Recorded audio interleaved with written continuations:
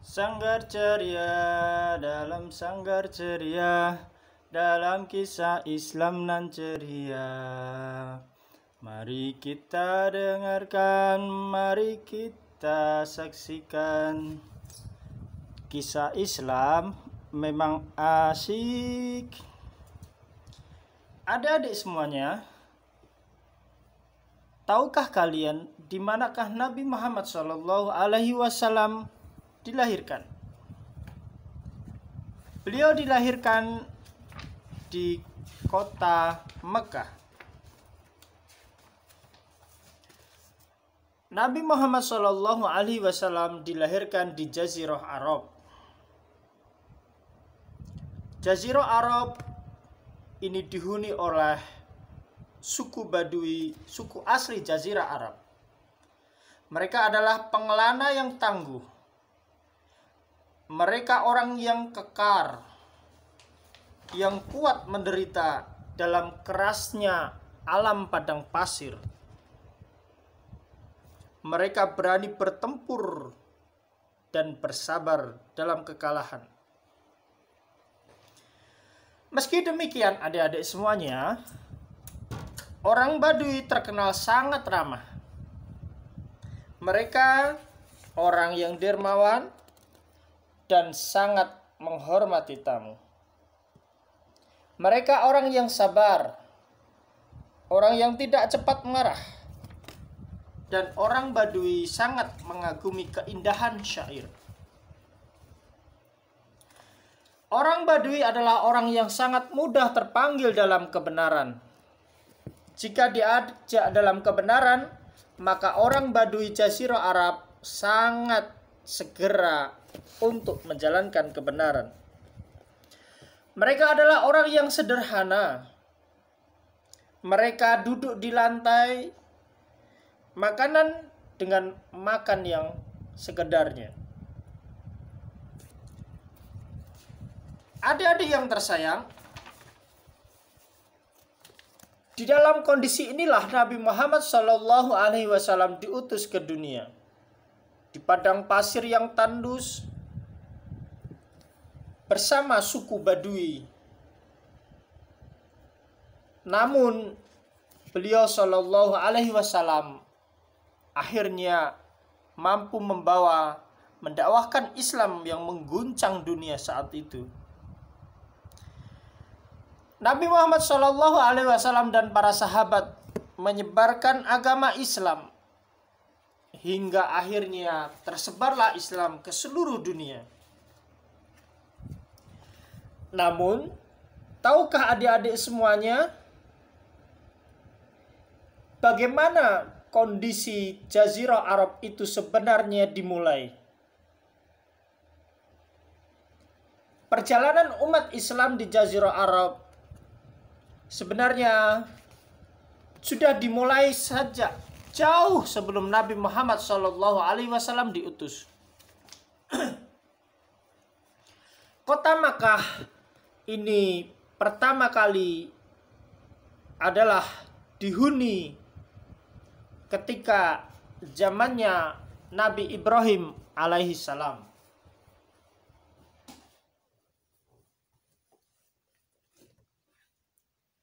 Beliaulah nenek moyang Nabi Muhammad SAW. Beliaulah Abul Anbiya, bapak para nabi. Maka apakah adik-adik tertarik dengan kisah Nabi Ibrahim? Ya, kisah Nabi Ibrahim, Nabi Ismail, dan Siti Hajar adalah kisah dimulainya Jazirah Arab, kota Makkah, tempat Nabi Muhammad SAW diutus. Tempat kaum Badui yang akhirnya menjadi besar. Kisah itu dimulai sejak zaman Nabi Ibrahim. Badui mereka menggunakan kemah dari bulu kambing yang ditenun. Kala lembab dan hujan, seratnya merapat menangkal air. Kala musim panas, kemah teduh dan angin meniup dari samping. Dengan bulu kambing yang ditenun, maka udara hangat pada musim dingin karena hanya bagian depan yang terbuka. Perabotan kaum Badui dalam kemah terbatas pada tikar untuk tidur, perkakas untuk makan, dan dapur untuk menanak. Itulah kondisi kaum Badui. Dan sebenarnya sejarah adalah dimulai sejak Nabi Muhammad SAW diutus, dan jauh sebelum itu, yaitu sejak Nabi Ibrahim membawa Siti Hajar dan Nabi Ismail ke tengah-tengah padang tandus, yaitu kota Makkah yang akhirnya menjadi besar. Adik-adik yang tersayang, Nabi Ibrahim adalah salah satu nabi yang sangat berani menghadapi kaum kafir dan kaum sesat saat itu.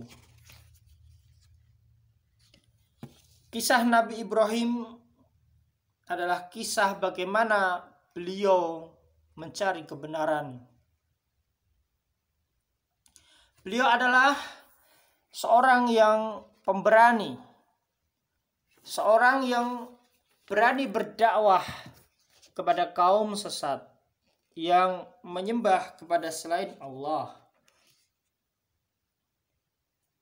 Pada saat itu Nabi Ibrahim hidup pada zaman ketika orang-orang menyembah batu berhala.